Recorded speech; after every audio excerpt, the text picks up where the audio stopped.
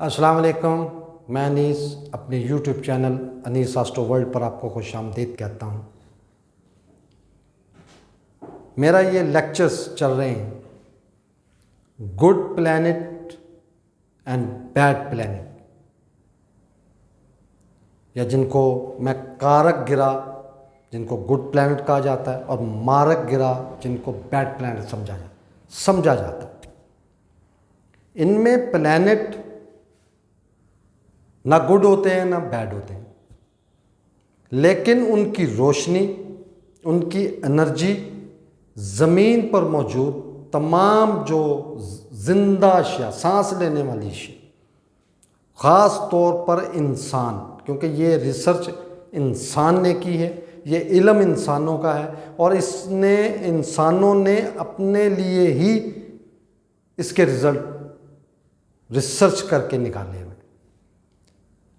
मेरे पिछले लेक्चर्स अगर आप सुने, कारक गिरा और मारक गिरा, ये जो मैं लेके चल रहा हूँ कंटिन्यूसली इसको लेके चल रहा हूँ मैं, इसमें मैंने आप एरीज असेंडेंट से या बुर्ज हमल की कुंडली जायचा या मेष लगन की कुंडली से स्टार्ट करें और बुर्ज जद्दी का जायचा, जो पिछला मेरा लेक्चर था, वहाँ तक आएँ तो आप एक चीज़ का मुशाहिदा करेंगे कि हर कुंडली, हर जायचा, हर ज़ोडिक असेंडेंट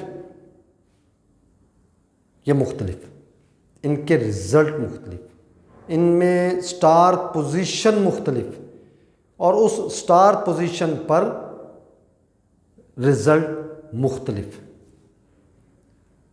आज मैं स्पेशली फिर रिपीट कर रहा हूँ कि कारक गिरा जिन्हें हम गुड प्लैनेट समझा जाता है, गुड प्लैनेट का मतलब है जैसे ये कुंडली बुर्ज जद्दी की ये कुंडली या जायचा, इसमें जोहल, शनि या सैटर्न, इस कुंडली का, इस जायचे का सबसे अहम स्टार है और ये कारक है। मतलब हर हाल में इस जायचे के लिए ये बेहतर रिजल्ट देने वाला स्टार, और इस कुंडली या जायचे का जिसका भी बनेगा, जिसका भी होगा ये जायचा या कुंडली, उसके लिए ये उसका लॉर्ड कहलाएगा, मालिक कहलाएगा।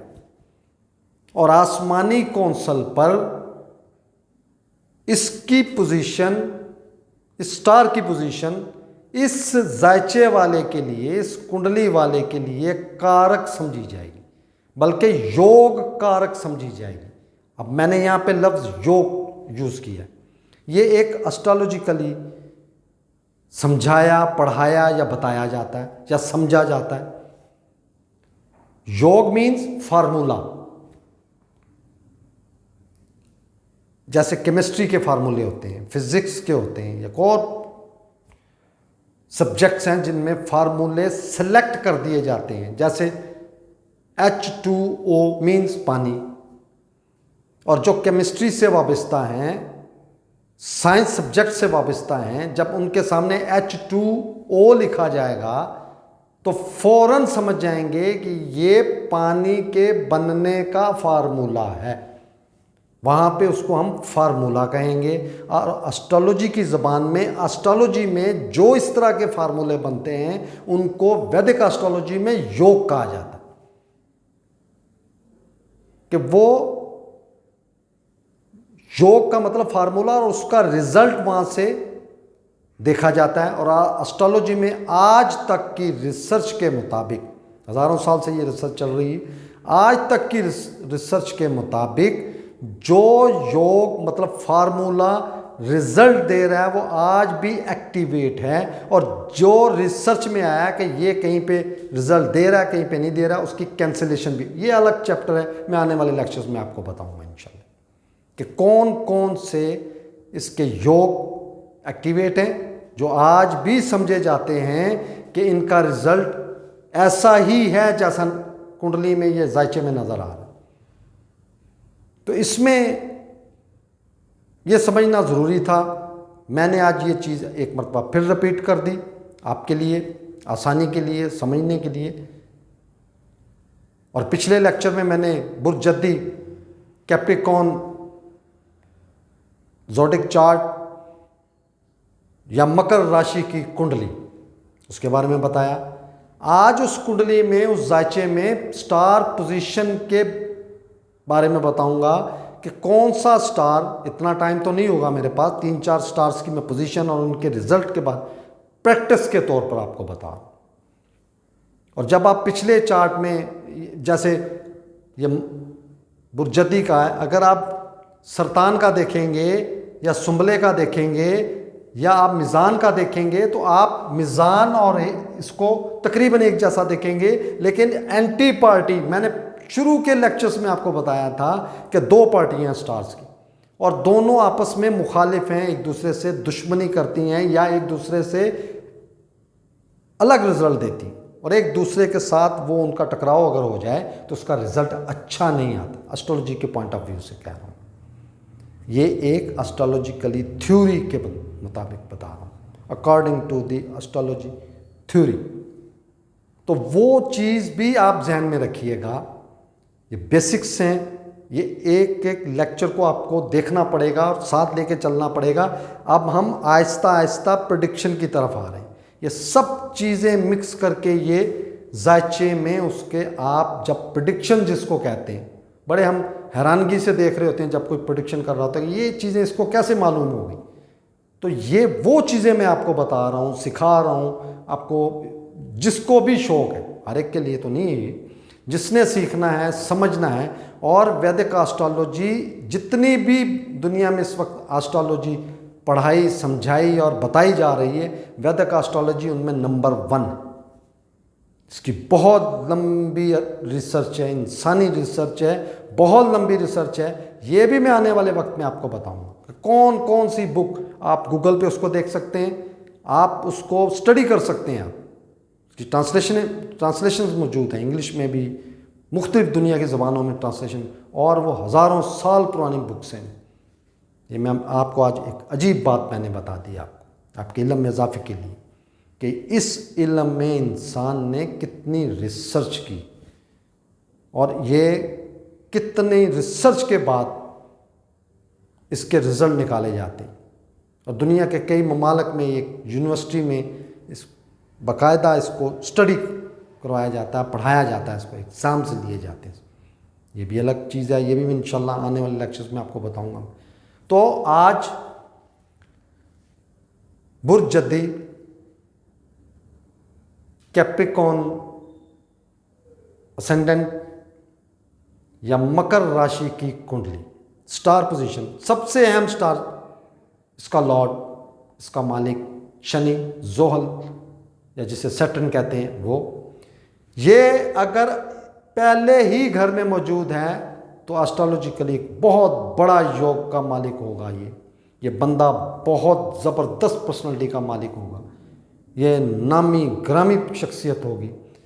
दूसरे घर में हुआ तो ये भी उसका अपना घर है, इंतहाई दौलतमंद आदमी, अपने ख़ानदान का नाम रोशन करने वाला या नामवर ख़ानदान का मेंबर, दौलतमंद। इसी तरह यही शनि या सैटर्न अगर ये चौथे घर में, जो कि केंद्र का घर है, वहाँ पे आ गया तो यकसर इसकी पोजीशन चेंज हो। ये मैंने आपको बताया है कि जोहल, सैटर्न या शनि बुर्ज हमल में नीच का हो जाता, फकीर। तो जब एक स्टार, एक मालिक, एक कुंडली का लॉर्ड ही नीच हो गया तो उसकी आधी से ज़्यादा ज़िंदगी स्ट्रगल में गुजरेगी, सोने को हाथ लगाएगा मट्टी हो जाएगा। जो भी स्ट्रगल करेगा उसका कोई रिजल्ट नहीं मिलेगा, पॉजिटिव रिजल्ट नहीं मिलेगा। खाम खा की मेहनत, खाम खा के सफ़र, वो अंदरून मुल्क हों या बैरून मुल्क हों, स्वाए अखराजात के उस सफ़र से उसको कोई रिज़ल्ट नहीं मिलेगा। एक छोटी छोटी चीज़ें मैं आपको बता रहा हूँ। इसी तरह मुश्तरी, वो इस जायचे में, इस कुंडली में है ही नाकस, वो जिस मर्जी पोजीशन में बैठ जाए। मुश्तरी बुर्ज सरतान में उच्च का होता है, बादशाह होता है, अगर वो यहाँ पे बैठ जाएगा तब भी वो तीसरे और 12वें घर का असर लेके यहाँ पे बैठेगा। शादीशुदा ज़िंदगी में, पार्टनरशिप में, डेली वेजेस में, अवामी मामलात में, ये अवाम का भी घर है, नाकस असरात लेके बैठ के नाकस असरात देगा। इसी तरह ज़ोहरा जो कि प्रोफेशन का, और अगर ये इस घर में होगी, 5वें घर में या 10वें घर में, तो ये गवर्नमेंट जॉब में बहुत आला और ऊंचा मुकाम हासिल करे। ये प्राइम मिनिस्टर तक जा सकता है, गवर्नर तक जा सकता है, सदर तक ये बंदा जा सकता है। गवर्नमेंट सर्विस में अगर जाएगा तो ये बहुत ऊंची पोस्ट तक पहुंचेगा ये बंदा। यही ज़ोहरा अगर 6ठे घर में यहां पे बैठ गई तो नीच की हो गई। ये मुकद्दर का घर, तरकोन का घर, इंतहाई अहम घर, यही ज़ोहरा अगर इस घर में बैठ गई, नीच की हो गई, तो इस बंदे का मुकद्दर ही साथ नहीं देगा। वालिद के साथ इसका तल्लक कशीदा रहेगा। बैरून मुल्क सफ़र अगर करेगा तो उसका नुकसान ही उठाएगा, सेटलमेंट नहीं होगी या फ़ायदा नहीं होगा। ये आज मैंने आपको थोड़ी सी डिटेल के साथ ये चीज़ें बताई। प्लेसमेंट्स ऑफ स्टार्स अच्छे हों या बुरे हों। इसी तरह अगर मरीख ये अब 11वें घर का मालिक है और चौथे घर का मालिक, ये अगर इस घर में होगा तो अपने ही घर में है, ज़बरदस्त सुख देगा, वालदा से बेहतरीन तल्लकात, वालदा की सेहत अच्छी, ज़ाती घर, ज़ाती रिहाइश, ज़ाती सवारी, नेटिव लैंड से जुड़ा रहने वाला, बेहतरीन रिजल्ट। और यही मार्स अगर चौथे घर में आ गया तो फ़कीर हो गया। इसी कुंडली में जो सम पोजीशन पर बैठा हुआ 2 बेहतरीन घरों का मालिक जब पार्टनरशिप में आएगा, ऐसे बंदे की शादी नहीं होगी, और अगर होगी तो डाइवोर्स के चांसेस बहुत ज़्यादा होंगे। ये छोटी छोटी प्रेडिक्शन, ये छोटी छोटी निशानियाँ, क्योंकि नीच का मतलब है कि उसने आपको असर ही गलत देना है, नीच असर देना है उसने। दुख, सुख और दुख, सुख पे आप क्रॉस मार दें, दुख अच्छा या बुरा, अच्छे पे क्रॉस मार दें, बुरा।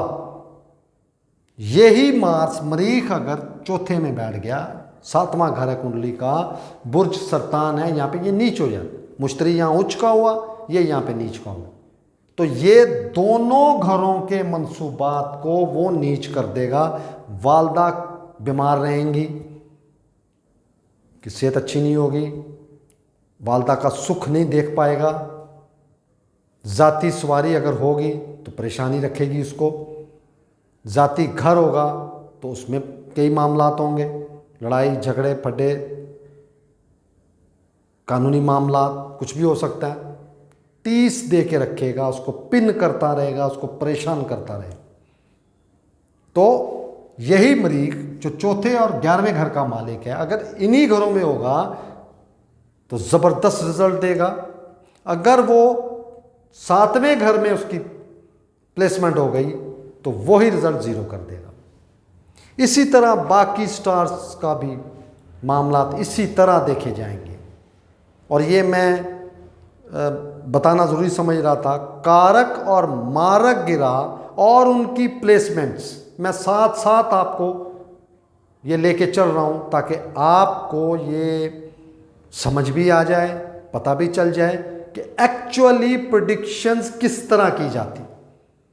जो भी जिनके भी जहन में इस इल्म के बारे में जो भी चीज़ें हैं, वो मेरे इन लेक्चर्स को जब सुनेंगे, देखेंगे, टोटली कैलकुलेशन, कोई गैप का इसमें कंसेप्ट नहीं है। ये आपकी अपनी रिसर्च, आपका अपना इल्म, जितना आप सीख लेंगे उतना बेहतरीन प्रेडिक्शन कर लेंगे आप। जितनी आपको इसकी बेसिक्स की समझ आएगी उतनी ज़बरदस्त आप प्रेडिक्शन करेंगे, उतना ज़बरदस्त तरीके से आप इस इल्म को समझेंगे, समझाएंगे और बताएंगे आप। तो इंशाल्लाह अगले लेक्चर में मैं एक्यूरियस असेंडेंट, उसके बारे में बताऊंगा आपको। मेरा ये प्रोग्राम आपको अच्छा लग रहा होगा। इसमें कोई भी सवाल पूछना हो, कुछ भी आप पूछना चाहें तो मैं आपको पहले भी बता चुका हूँ, आज फिर रिपीट कर रहा हूँ मैं कि आप मेरे इंस्टाग्राम पे मुझे डीएम करें, डायरेक्ट मैसेज करें आप, और मैं इंशाल्लाह पहली फुर्सत में आपको इंशाल्लाह उसका जवाब। बहुत शुक्रिया जी। अस्सलाम वालेकुम।